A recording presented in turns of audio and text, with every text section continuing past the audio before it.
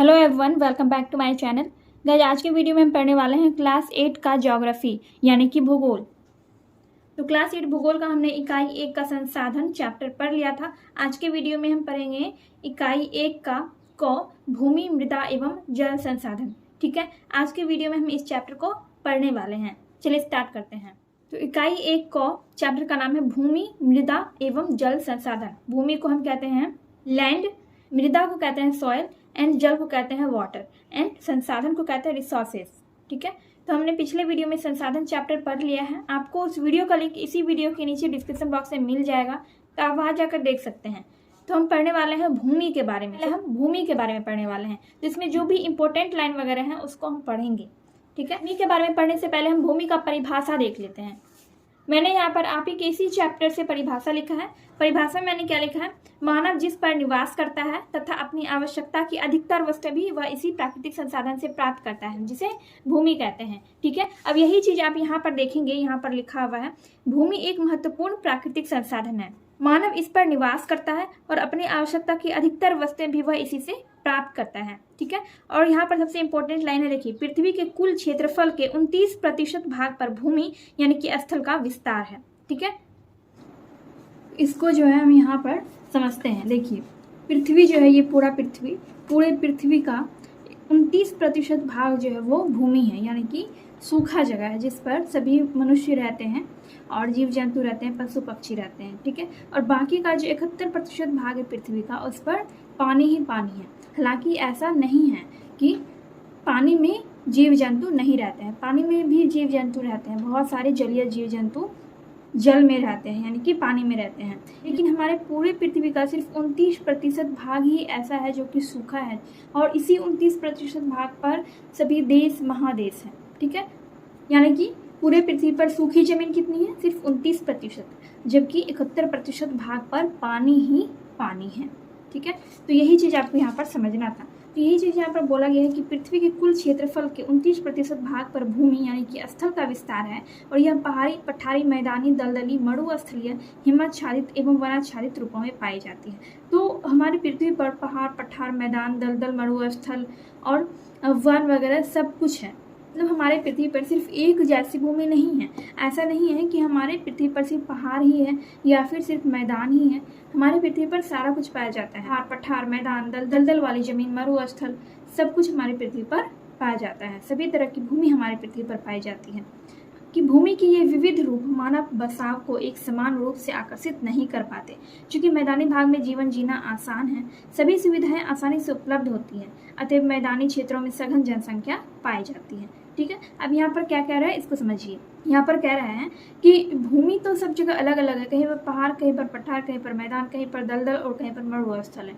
ठीक है, तो इसलिए सब जगह मानव एक जैसा नहीं बसते। जैसे कि मैदानी इलाके में लोग ज़्यादा बसते हैं, ठीक है, वहाँ पर सारी सुविधाएं अच्छी होती हैं। मैदानी इलाके में, मैदानी जमीन पर जीवन जीना आसान होता है, तो इसलिए वहाँ पर जनसंख्या कम होती है। ठीक है, और आप देखते हो कि पहाड़ी इलाके में या फिर पहाड़ वाले क्षेत्रों में वहाँ पर जनसंख्या कम होती है, क्योंकि वहाँ पर पहाड़ी इलाकों में या फिर पहाड़ी वाले क्षेत्रों में जीवन जीना आसान नहीं होता है। इसलिए लोग जो है मैदानी क्षेत्रों में ज़्यादा बसते हैं, इसलिए वहाँ की जनसंख्या सघन होती है। और बाकी सब जगहों में जैसे कि पठार, पहाड़ वगैरह हो गया, यहाँ पर जनसंख्या कम मात्रा में पाई जाती है। तो यही चीज़ यहाँ पर आपको बताया गया है कि चूंकि मैदानी भाग में जीवन जीना आसान है, सभी सुविधाएं आसानी से उपलब्ध होती हैं, अतः मैदानी क्षेत्रों में सघन जनसंख्या पाई जाती है। आई होप आपको ये टॉपिक पूरा समझ में आ गया होगा। अब हम पढ़ेंगे भूमि का उपयोग। ठीक है, भूमि का उपयोग हम किस किस तरीके से करते हैं। तो यहाँ पर आपको पूरे डिटेल में बताया गया है कि भूमि का उपयोग हम किस किस तरीके से करते हैं। बहुत ही क्लियर तरीके से आपको यहाँ पर बताया गया है। ठीक है, आप अच्छे से पढ़ेंगे तो आपको खुद ब खुद समझ में आ जाएगा। देखिए यहाँ पर क्या कह रहा है कि भूमि पर कृषि कार्य होता है, इसी पर पेड़ पौधे उगते हैं, मकान, गांव, शहर, तालाब, नहर, कुआं, चापाकल, सड़क मार्ग, रेल मार्ग, पाइपलाइन मार्ग, कारखाना, विभिन्न खेलों के मैदान एवं स्टेडियम इत्यादि भूमि पर ही बने हैं। ठीक है, इसमें आपको कहीं पर कुछ समझाने की जरूरत नहीं है, मुझे लगता है, क्योंकि इसमें सारा कुछ साफ साफ दिया गया है। ठीक है, हम भूमि पर ही क्या करते हैं? कृषि करते हैं, यानी खेती वगैरह करते हैं। पेड़ पौधे भी हम भूमि पर उगाते हैं, मकान बनाते हैं, गांव शहर बसाते हैं, तालाब, नहर, कुआं, चापाकल, सड़क मार्ग, रेल मार्ग, पाइपलाइन मार्ग, सारा चीज़ कहाँ होता है? भूमि पर ही होता है। तो इसी को आपको यहाँ पर एक चक्र में इस तरह से दर्शाया गया है कि देखिए भूमि का उपयोग कहाँ कहाँ किस किस तरीके से होता है। जैसे कि पेड़ पौधे उगाने में, कृषि कार्य करने में, मकान बनाने में, गांव एवं शहर बनाने में, तालाब नहर कुआं बनाने में, हवाई अड्डा एवं बंदरगाह बनाने में, कारखाने स्थापित करने में, सड़क रेल मार्ग बनाने में। ठीक है, आई होप आपको ये टॉपिक भी अच्छे से समझ में आ गया होगा। अगर कहीं पर कोई डाउट रहता है तो आप कमेंट सेक्शन में कमेंट करके पूछ लिया कीजिए। अब हम क्या पढ़ेंगे, भूमि उपयोग में अंतर। अभी तक हमने 2 टॉपिक पढ़ा है, एक भूमि का परिभाषा हमने देखा उसमें, और फिर दूसरा हमने पढ़ा भूमि का उपयोग। तो अभी तक हमने 2 टॉपिक पढ़ा हुआ है। अब हम पढ़ेंगे तीसरा टॉपिक, भूमि उपयोग में अंतर। अब ये क्या है, इसको जब आप पढ़ेंगे तभी आपको पता चलेगा। देखिए यहाँ पर क्या कह रहे हैं, यहाँ पर कह रहे हैं, यहाँ पर एक क्वेश्चन पूछ रहा है कि हम सभी जगह भूमि का एक तरह से उपयोग क्यों नहीं करते। तो हम मानव जो है भूमि का एक तरह से उपयोग क्यों नहीं करते। तो देखिए इसका आंसर क्या होगा, भूमि का उपयोग सभी जगह एक समान नहीं है। इसमें अंतर का मुख्य कारण समय एवं क्षेत्र के अनुसार मानवीय जरूरतों में बदलाव का आना है। इसी कारण कभी वन क्षेत्र को साफ करके अधिवासीय क्षेत्र यानी कि निवास करने योग्य, अधिवासीय क्षेत्र का मतलब हो गया निवास करने योग्य, या कृषि क्षेत्र के रूप में विकसित किया जाता है। तो कभी कृषि क्षेत्र को अधिवासीय क्षेत्र के रूप में विकसित किया जाता है। कृषि योग्य भूमि पर कारखाने भी लगाए जाते हैं और कभी कभी तो अधिवासीय क्षेत्रों की जगह पर सड़क या रेल मार्ग भी विकसित किए जाते हैं। ठीक है, तो इसमें भी देखिए मैं आपको यहाँ पर थोड़ा सा समझा देती हूँ। तो इसमें भी आपको ज़्यादा कुछ नहीं समझना पड़ेगा। देखिए सब कुछ यहाँ पर क्लियर लिखा गया है कि भूमि का उपयोग जो है वो हर जगह मतलब सभी जगह एक जैसा नहीं होता है। ठीक है, इसमें अंतर का मुख्य कारण क्या है, क्षेत्र, समय एवं क्षेत्र के अनुसार मानवीय जरूरतों में बदलाव का आना। देखिए लोग अपनी जरूरतों के अनुसार क्या करते हैं, भूमि का उपयोग करते हैं। तो उदाहरण देकर भी यहाँ पर समझाया गया है कि इसी कारण कभी वन क्षेत्र को साफ करके अधिवासीय क्षेत्र या कृषि क्षेत्र के रूप में विकसित किया जाता है। देखिए तो लोग क्या करते हैं, अपनी जरूरत के अनुसार भूमि का प्रयोग करते हैं। तो ऐसा भी होता है कि लोग वन क्षेत्र यानी कि जंगल होता है उसको साफ करवा के क्या करते हैं, निवास करने योग्य भूमि बनाते हैं या फिर कृषि करने योग्य भूमि बनाते हैं। ठीक है, मतलब अपनी ज़रूरत के अनुसार अगर उनको रहने के लिए ज़मीन चाहिए, घर चाहिए, तो मनुष्य क्या करते हैं, उस क्षेत्र के वनों को, उस क्षेत्र के जंगलों को साफ करवाकर निवास करने के लायक ज़मीन बना लेते हैं या फिर खेती करने के लिए ज़मीन बना लेते हैं। ठीक है, तो कभी कृषि क्षेत्र को आदिवासी क्षेत्र के रूप में विकसित किया जाता है। कभी कभी ऐसा भी होता है कि जहाँ पर खेती हो रहा है वहाँ पर लोग क्या करते हैं, घर बना लेते हैं। तो कृषि योग्य भूमि पर कारखाने भी लगाए जाते हैं। तो लोग अपनी जरूरत के अनुसार कृषि योग्य भूमि यानी कि जहाँ पर खेती होता है वहाँ पर कारखाना भी लगाते हैं। तो कभी कभी तो आदिवासी क्षेत्रों की जगह पर सड़क या रेल मार्ग भी विकसित किया जाता है। तो ऐसा बहुत सारा उदाहरण आपने देखा होगा। ठीक है, आपने बहुत सारा ऐसा उदाहरण देखा होगा, सुना होगा, गांव में, घरों में, शहरों में, सब जगह ऐसा होता है। ठीक है, लोग अपने ज़रूरत के अनुसार क्या करते हैं, भूमि का प्रयोग करते हैं। मान लीजिए कि कोई जगह ऐसे ही खाली पड़ा हुआ है या फिर कोई जंगल है, उसका कोई उपयोग नहीं हो रहा है, तो लोगों को अगर ज़रूरत होगी, ठीक है, जिस इंसान का ज़मीन है या फिर सरकार का ज़मीन है, तो अगर सरकार को ज़रूरत होगा कि यहाँ पर आपको कारखाना बैठाना है या फिर कुछ करना है, तो वो क्या करेंगे, जंगलों को साफ़ करवाएंगे और वहाँ पर अपना काम शुरू करवा देंगे। तो वही चीज़ आपको यहाँ पर कहा गया है कि लोग अपने ज़रूरत के अनुसार भूमि का प्रयोग करते हैं। उसके बाद एक क्वेश्चन है, क्या एक समान भूमि होने के बावजूद भी एक प्रदेश से दूसरे प्रदेश में भूमि के उपयोग में अंतर पाया जाता है। अब देखिए इसका आंसर होगा हाँ। विश्व के कई स्थानों में फैली घास भूमियों में खेती की जाती है। प्रेयरी प्रदेश में गेहूं की खेती की जाती है, तो भूमध्य सागरीय प्रदेश की भूमि पर रसदार फलों की खेती की जाती है। इसी तरह मैदानी भागों में कृषि कार्य की अधिकता देखी जाती है। तो पठारी भागों की भूमि जो कृषि कार्य के लिए उतने अनुकूल नहीं है, वहाँ कृषि कार्यों में अतिरिक्त उद्योग की स्थापना को प्रमुखता दी जाती है। तो यहाँ पर क्या कह रहा है, क्वेश्चन को समझिए पहले। क्या एक समान भूमि होने के बावजूद भी एक प्रदेश से दूसरे प्रदेश में भूमि के उपयोग में अंतर पाया जाता है। भूमि जो है सब जगह एक ही है, लेकिन फिर भी उसके गुणवत्ता में, उसके गुण में अंतर पाया जाता है। सब जगह भूमि का उपयोग जो है वो अलग अलग ढंग से होता है। जैसे कि मैंने आपको बताया कि भूमि का बहुत सारा प्रकार होता है, पहाड़ी, पठारी, मैदानी, दलदली, मरुस्थलीय और भी बहुत सारे। तो जो मैदानी क्षेत्र होता है, मैदानी वाला जो क्षेत्र होता है, वहाँ पर खेती ज़्यादा होता है, वो उपजाऊ होता है। ठीक है, तो वो कृषि कार्य के लिए बहुत ही उपयोगी होता है। वहाँ पर अगर आप कुछ बोएंगे तो वो अच्छे से वहाँ पर उपजेगा। जो भी अनाज या फिर जो भी फल वगैरह जो भी बोएंगे आप, वहाँ पर अच्छे से उपजेगा। तो मैदानी क्षेत्र जो है वो क्या होता है, उपजाऊ होता है, तो वहाँ पर कृषि कार्य ज़्यादा होता है। और पठारी भागों में कृषि कार्य उतना अधिक नहीं होता है, क्योंकि वो कृषि कार्य के लिए पठारी भाग जो है उतना अनुकूल नहीं होता है। तो वहाँ पर कृषि कार्य के अलावा उद्योगों की स्थापना भी की जाती है पठारी इलाकों में। तो ये हो गया आपका भूमि उपयोग में अंतर। आई होप आपको ये वाला टॉपिक समझ में आ गया होगा। अब देखिए क्या है, अब है भूमि उपयोग को प्रभावित करने वाले कारक, यानी कि भूमि का उपयोग जो अलग अलग ढंग से होता है, तो इसका क्या क्या कारण है। तो पहला कारण है, देखिए भूमि का उपयोग दो प्रमुख कारकों द्वारा प्रभावित होता है। पहला प्राकृतिक कारक और दूसरा मानवीय कारक। तो पहले हम प्राकृतिक कारक को समझते हैं। इसमें क्या है, स्थल रूप में भिन्नता, मृदा की विशेषता, मृदा यानी कि मिट्टी, खनिजों की उपस्थिति, जलवायु एवं जल संबंधी विशेषताएं इत्यादि जैसे प्राकृतिक कारक भूमि के उपयोग में परिवर्तन ला देते हैं। कठोर भूमि के कारण पठारी क्षेत्रों में कारखाने प्रमुखता से लगाए जाते हैं, जबकि मैदानी भूमि में फसलों की खेती की जाती है। पठारी क्षेत्रों में भी जहाँ खनिजें पाई जाती है वहाँ खनन कार्य किए जाते हैं। मानसूनी जलवायु क्षेत्रों में धान की खेती की जाती है, तो शीतोष्ण जलवायु क्षेत्रों में गेहूं की खेती की जाती है। तो ये क्या हो गया, ये प्राकृतिक कारक हुआ। देखिए स्थल रूप में भिन्नता, सब जगह जमीन जो है, भूमि जो है अलग अलग टाइप का होता है, कहीं पर मैदानी, कहीं पर पठारी, तो इस तरह से सब जगह अलग अलग होता है। और मृदा की विशेषता, मिट्टी की क्वालिटी सब जगह अलग अलग होती है। खनिजों की उपस्थिति, जलवायु एवं जल संबंधी विशेषताएं, तो इन्हीं सब कारणों से क्या होता है, सभी जगह भूमि का उपयोग जो है अलग अलग ढंग से होता है। पठारी क्षेत्र का जो भूमि होता है वो कठोर होता है, इसलिए वहाँ पर कारखाना जो है ज़्यादा मात्रा में लगाया जाता है। वहाँ पर खेती ज़्यादा नहीं होता है, क्योंकि भूमि कठोर होता है, तो वो जगह जो है खेती के लिए अनुकूल नहीं होता है, तो वहाँ पर कारखाना वगैरह ज़्यादा वहाँ पर लगाया जाता है पठारी क्षेत्रों में। और मैदानी भाग में फसल अच्छे से उगता है, कृषि कार्य के लिए बहुत उपयोगी। मैदानी क्षेत्र में जो है कृषि बहुत अच्छे से होता है, ठीक है, तो इसलिए वहाँ पर कृषि कार्य ज़्यादा होता है। फिर देखिए पठारी क्षेत्रों में भी जहाँ खनिजें पाई जाती हैं वहाँ खनन कार्य किए जाते हैं। अब जहाँ पर पठारी क्षेत्रों में जहाँ पर खनिज वगैरह पाया जाता है वहाँ पर क्या होता है, खनन वगैरह किया जाता है, खुदाई वगैरह की जाती है। और मानसूनी जलवायु क्षेत्रों में धान की खेती की जाती है, तो शीतोष्ण जलवायु क्षेत्रों में गेहूं की खेती की जाती है। तो यही सब कारण होता है, सब जगह जो है मिट्टी का विशेषता अलग अलग होता है, स्थल रूप में भिन्नता होता है, खनिज की उपस्थिति और जलवायु और जल संबंधी विशेषताओं के कारण ही सब जगह भूमि का उपयोग अलग अलग तरीके से होता है। तो ये आपने पढ़ा है प्राकृतिक कारण। अब हम पढ़ेंगे मानवीय कारक। मानवीय कारक में क्या पढ़ेंगे कि तकनीकी ज्ञान में वृद्धि, जनसंख्या वृद्धि, श्रमिकों की उपलब्धता तथा मानवीय आवश्यकताओं में अंतर इत्यादि भूमि के उपयोग में परिवर्तन ला देते हैं। जनसंख्या वृद्धि के कारण भूमि उपयोग में अंतर आता है। शहरों के पास भवनों के निर्माण हेतु भूमि की मांग बढ़ी है, परंतु भूमि की मात्रा सीमित है। इस समस्या से निपटने की तरकीब भारतीय वैज्ञानिकों एवं शहर नियोजकों ने भी ढूंढ ली है।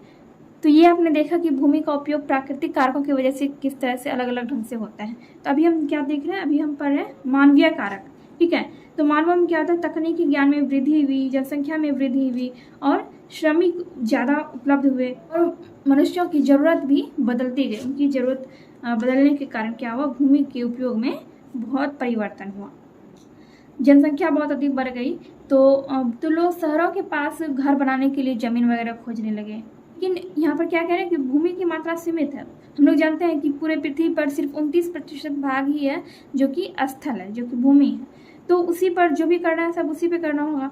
तो जनसंख्या बढ़ने के कारण लोग अपना घर बनाने के लिए शहर के पास ज़मीन खोजने लगे। तो इस समस्या से निपटने के लिए वैज्ञानिकों ने और जो शहर में रहने वाले लोग वगैरह हैं, तो वो जैसे कि कोई दलदली भूमि है या फिर ऐसे ही कोई बंजर पड़ी भूमि है या फिर वन वगैरह है, तो उसको उन्होंने साफ करवा के, या फिर दलदल भूमि है तो उसको सुखाकर उस पर मिट्टी वगैरह भरवा कर वहाँ पर क्या किया, घर बनाना शुरू किया। तो इस तरह से जो भी बेकार का पड़ा हुआ भूमि वगैरह था उसको उन्होंने उपयोगी बनाया। तो उसी का देखिए यहाँ पर उदाहरण दिया गया आपको। मुंबई के निकट की दलदली भूमि को सुखाकर ठोस भूमि में बदला गया तथा वहाँ नवी भूमि शहर का विकास किया गया है। फिर राजस्थान के गंगानगर क्षेत्र में सिंचाई सुविधा उपलब्ध कराकर खेती की जाने लगी है, जिससे यह क्षेत्र भारत के प्रमुख कृषि क्षेत्रों में गिना जाने लगा है। तो मनुष्य क्या कर रहे हैं, अपनी तकनीक के कारण और जरूरत के कारण वो अपनी आवश्यकताओं के अनुसार भूमि का उपयोग कर रहे हैं।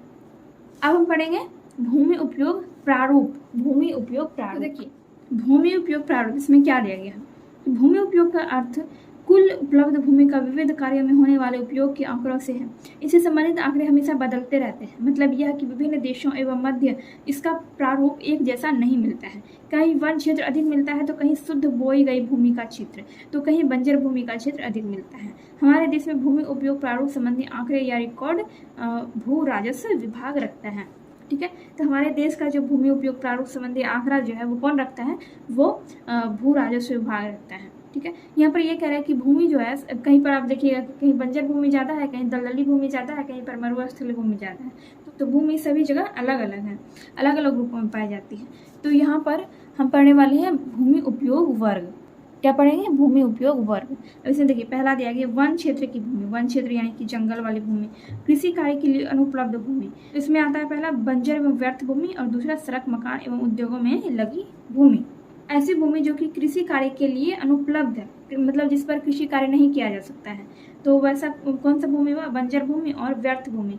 मतलब जो भूमि बंजर पड़ा हुआ उस पर भी खेती नहीं होता है, जो ऐसे ही बेकार पड़ा उस पर भी खेती नहीं होता है। सड़क मकान एवं उद्योगों में लगी भूमि, जिस भूमि पर सड़क बना हुआ है, मकान बना है, उद्योग है, तो उस पर भी तो खेती नहीं हो सकता है। तो ऐसी भूमि क्या कहलाती है? ऐसी भूमि कहलाती है कृषि कार्य के अनुपलब्ध भूमि। अनुपलब्ध भूमि यानी कि जो उपलब्ध नहीं हो, जो कृषि कार्य के लिए उपलब्ध भूमि नहीं है उसको क्या कहते हैं? कृषि कार्य के लिए अनुपलब्ध भूमि। इसमें आपने दोनों टाइप देखा। प्रतिभूमि, प्रतिभूमि क्या होता है? जैसे कि कोई भी किसान किसी खेत में खेती करता है, ठीक है, तो वहाँ पर अनाज जो है हर साल अलग अलग यानी बदल बदल कर लगाया जाता है। तो हम लोग क्या करते हैं? भूमि की उर्वरा शक्ति बढ़ाने के लिए, मतलब मिट्टी की उर्वरा शक्ति बढ़ाने के लिए, जिस उर्वरा शक्ति बढ़ाना मतलब कि जिससे कि भूमि जो है और अच्छे से मतलब ज़्यादा फसल हो जाए, तो उसके लिए वो क्या करते हैं? भूमि को परती छोड़ देते हैं। जैसे कि अनाज बदल बदल कर लगाएंगे या फिर 5-6 महीने के लिए या फिर 1 साल के लिए भूमि को ऐसे ही खाली छोड़ देते हैं, जिससे क्या होता है फिर अगले साल जब वो अनाज उसमें बोते हैं तो उसमें अच्छा फसल आता है, ज़्यादा फसल आता है। तो वही होता है भूमि को परती छोड़ना। तो अब देखिए चालू प्रतिभूमि, प्रतिभूमि आप समझ गए। इसमें 2 टाइप होता है। चालू प्रतिभूमि, जिस भूमि पर 1 वर्ष या उससे कम समय के लिए कृषि नहीं की गई हो। देखिए जिस भूमि पर 1 वर्ष या फिर उससे कम समय के लिए कृषि नहीं की गई हो वैसे भूमि को चालू प्रतिभूमि कहते हैं। फिर अन्य प्रतिभूमि, जिस भूमि पर 1 वर्ष से अधिक तथा 5 वर्ष से कम समय से कृषि नहीं की गई हो।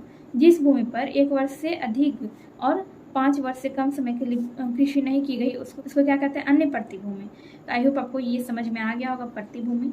अब नेक्स्ट है अन्य कृषि अयोग्य, अन्य कृषि अयोग्य भूमि। इसमें कौन सा है? अस्थायी चारागाह की भूमि। अस्थायी चारागाह क्या हो गया? मतलब वैसी भूमि जहाँ पर पशु वगैरह चरते हैं, वहाँ पर और कुछ कोई भी काम नहीं होता है, वहाँ पर और कोई भी चीज़ नहीं है, बस वहाँ पर वो भूमि क्या है? वो पशुओं के लिए चारागाह है, पशु वहाँ पर चरते हैं।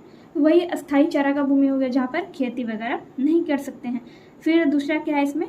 कृषि योग्य बंजर भूमि। कृषि योग्य बंजर भूमि, जिस भूमि पर 5 वर्ष से अधिक समय से खेती नहीं की गई हो, ठीक है, जिस भूमि पर 5 वर्ष से अधिक खेती नहीं किया गया हो वैसी भूमि को क्या कहते हैं? बंजर भूमि कहते हैं। लास्ट है 5वां, शुद्ध बोई गई भूमि। शुद्ध बोई गई भूमि, तो आपने यहाँ पर 5 टाइप देखा। वन क्षेत्र की भूमि, कृषि कार्य के लिए उपलब्ध भूमि, प्रतिभूमि, अन्य कृषि अयोग्य भूमि और शुद्ध बोई गई भूमि। ठीक है, ये आपने पढ़ा भूमि उपयोग वर्ग। ठीक है, भूमि उपयोग प्रारूप में आपने पढ़ा भूमि उपयोग वर्ग का ये 5 टाइप।